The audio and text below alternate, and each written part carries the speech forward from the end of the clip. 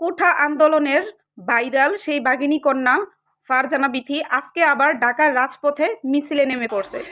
আপনারা কি জানেন, শুধু ফারজানা বিথি নয়, আরও অনেক মেয়েরা আছে আজকে ঢাকার রাজপথে আবার মিছিলে নেমে পড়ছে। তার কারণ কি আপনারা জানেন, যাতে ওরা কেন আজকে রাজপথে আবার মিছিলে নামছে?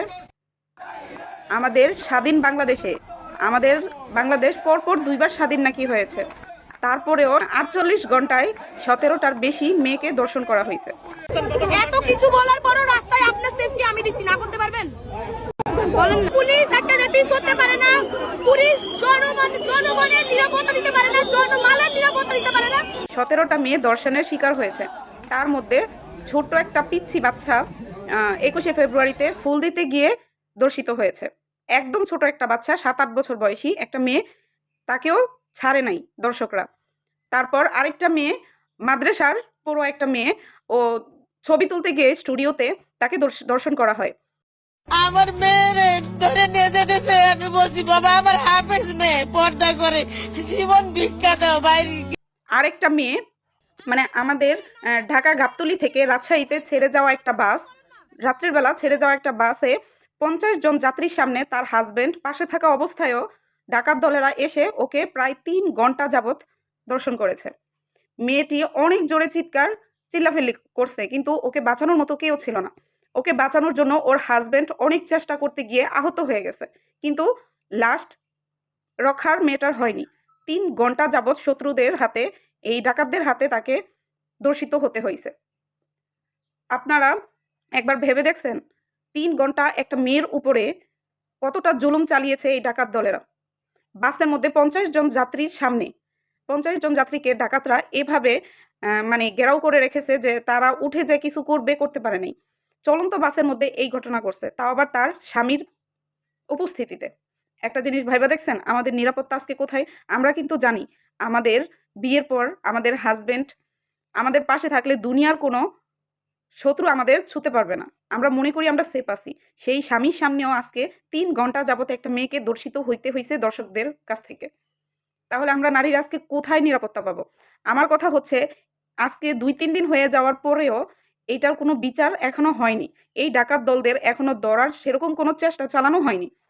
আমার কথা হচ্ছে, প্রধান উপদেষ্টা ডক্টর ইউনূস, আপনি যে চেহারে বসে আছেন, ক্ষমতা নিয়ে বসে আছেন, আপনি আপনার ক্ষমতার ব্যবহার কেন করছেন না? এই দর্শকদের কেন ধরতেছেন না আর কেন বিচার করতেছেন না? আপনি বলেন আপনি পারবেন না, তাহলে এই চেহারা নিয়ে বসে আছেন কেন? চেহারটা ছেড়ে দিলেই তো পারেন। আপনি ক্ষমতায় বসছেন কিন্তু ক্ষমতা দেখাতে পারতেছেন না, এর কোনো বিচার আপনার কাছে নাই। তাহলে দেশের আইন আজকে কোথায়? তাহলে আমাদের মতো নারীরা আজকে নিরাপত্তা কোথায় পাবে? আপনি বলেন, আপনি আমাদের নিরাপত্তা দেন, আপনি আমাদেরকে দেখাই দেন যাতে অমুক জায়গায় গেলে আমরা নিরাপত্তা পাবো। আজকে মেয়েরা রাস্তায় নেমে পড়ছে, মেয়েদের রাস্তায় নেমে মিছিল করতে হচ্ছে, জোর জুলুম করে ক্ষমতা দেখিয়ে তাদের আইনের হেল্প নিতে হচ্ছে। কেন? আসলেই কি এটা আমাদের কাম্য? আপনার কি উচিত না? আপনি এত বড় একটা চেহারে বসে আছেন, এত বড় দায়িত্ব নিয়ে বসে আছেন, আপনার কি উচিত না এই সব কিছু আপনার সমাধান করা? এই সব দর্শকদের আইনের আওতায় নিয়ে আসে, ওদের হাত কেটে দেয়া, পা কেটে দেয়া, লিঙ্গ কেটে দেয়া আপনাদের কি উচিত না? সব দেশেই তো এইসব দর্শকদের খুব কঠিন শাস্তি দেওয়া হয়। তাহলে আমাদের বাংলাদেশে এইসব দর্শকদের কি শাস্তি আপনি দিচ্ছেন? ওরা দর্শন করার পরও মুক্ত বাতাসে উড়ে বেড়াচ্ছে, আর আপনি আপনার ক্ষমতায় বসে আছেন চেহার নিয়ে। চেহার শুধু কি আপনি ক্ষমতা নিয়ে বসে থাকার জন্য নিছেন, নাকি ক্ষমতা দেখানোর জন্য নিছেন? কোনটা? এটাই তো বুঝতেছি না। আপনাকে প্রধান উপদেষ্টা ডক্টর ইউনূস, আপনার কাছে একটাই প্রশ্ন, আপনি কি আমাদের নিরাপত্তা দিতে পারবেন নাকি নিজ চেহার ছেড়ে চলে যাবেন? কোনটা? যদি আমাদের দায়িত্ব নিরাপত্তা আপনি না দিতে পারেন, তাহলে চেহার ছেড়ে দিয়ে চলে যান, এমন কাউকে চেহারে বসিয়ে যান যে আমাদের নিরাপত্তা দিতে পারে।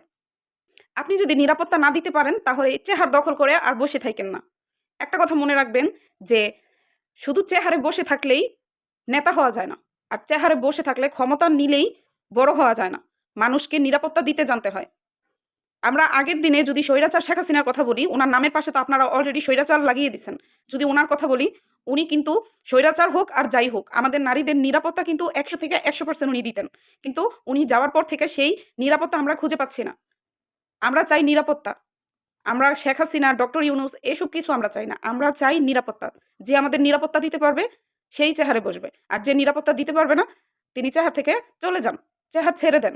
এভাবে বসে থাইকা আমাদের ভবিষ্যৎ নষ্ট করেন না। আর নারীদেরকে, মেয়েদেরকে বলছি, তোমরা এই রাস্তায় বের হলে হাতে ছুরি না পড়ে এখন থেকে হাতে ছুরি নিয়ে বের হও, যাতে নিজেদের রক্ষা নিজেরা করতে পারো। কারণ দেশের আইনের অবস্থা তো দেখছই। আইনের আশায় যদি বসে থাকো তাহলে নিজেকে ত্যাগ করা ছাড়া আর কিছুই থাকবে না হাতে। সো আমাদের নিজেদের দায়িত্ব আমাদের নিজেদের নিতে শিখতে হবে। কোনো দর্শকরা আমাদের দিকে তাকানোর আগে যাতে আমরা তাদের চোখ তুলে ফেলতে পারি, সেই শক্তি নিয়ে আমাদের রাস্তায় বের হতে হবে। যেই মেয়ে তার হাজব্যান্ড এবং 50 জন বড় যাত্রীর সামনে দর্শিত হয়, সেই দেশে আইন ব্যবস্থা এখন কোন পর্যায়ে আছে সেটা তোমরা তো জানোই। তো নিজের সেফ নিজে করতে হবে, কথাটা মাথায় রেখে রাস্তায় বের হবা। আপনাদের সাথে দেখা হবে নতুন কোনো একটি ভিডিওতে। ততক্ষণ পর্যন্ত ভালো থাকেন সবাই। আর আমার ভিডিওটি বেশি বেশি করে শেয়ার করে দেন, যাতে প্রধান উপদেষ্টার চোখে কিংবা ওর কোনো চেলাপেলার চোখে যাতে পড়ে, যাতে কোনো ব্যবস্থায় আমরা যেতে পারি, আমরা যাতে নিরাপত্তা পেতে পারি। এত কিছু বলার পরও